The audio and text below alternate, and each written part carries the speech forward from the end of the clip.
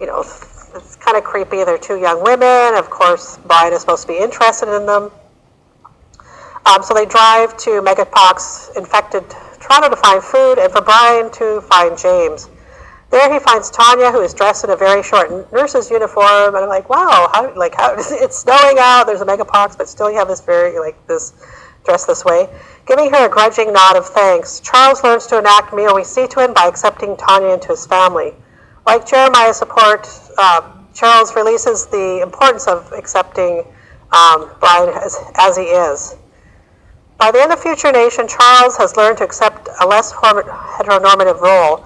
Faith matter-of-factly tells Brian who she doesn't care who he loves, and I really like that scene where she says, Mom and Dad, who obviously have passed away, would be really proud of you. When they arrive back at the house at Blood River, Faith asks for help to carve the deer she has shot. Brian excitedly tells Faith that Tanya can help because she's an expert. Tanya hands her nurse's bag to Charles, who grins sheepishly. The last shot is the same as the opening shot, so it kind of goes in a circle, bringing the film full circle. Tanya smiles at Brian, holding a bloody knife as she goes around the house to help Faith skin the deer. The film fades to black with Brian's voiceover. We were all happy for a while, at least we were still alive. I think of you often, Tanya, and I wish we were still together.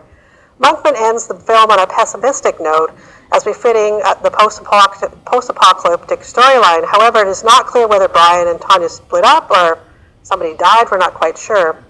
Future Nation has received little critical attention, perhaps because of its unusual place in Monkman's work because it's a post-apocalyptic film with a queer teenage love. But Future Nation is also Monkman's only film to depict reserve life.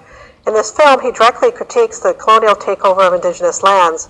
The reserve radio station can be heard in the background while Brian and Charles are in the kitchen. Quote, this won't be the first time that some people have tried to steal our land.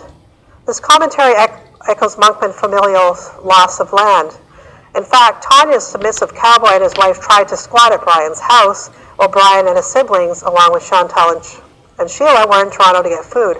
This time, the Indians get to evict white people from Indian land, so that's a plus.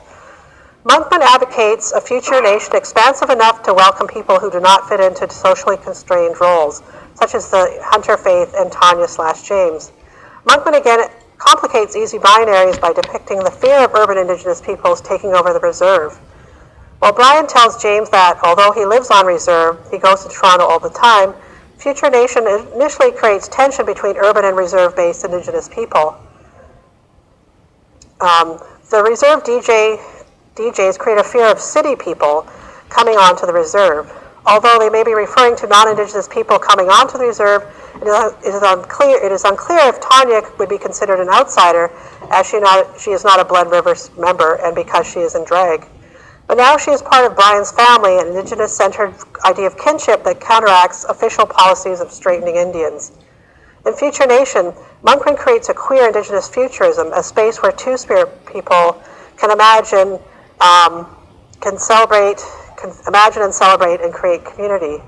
As Daniel Heath Justice reminds us, we can't possibly live otherwise until we first imagine otherwise.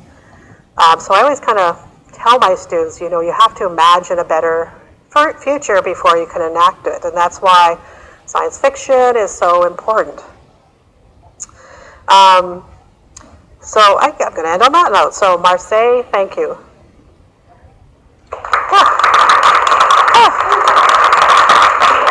Okay. So any questions? I know it is kind of an interesting film, very unusual film. It is work. So anybody else have another reading of the film? I'm kind of interested in that.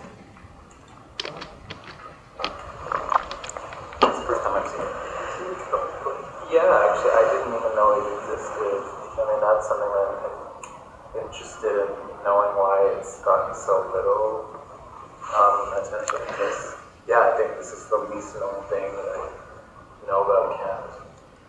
I think it's just because Mischief's not in it, even though I believe that Tanya is like a precursor to Mischief. Because Mischief, I don't know, when did Mischief come on the scene?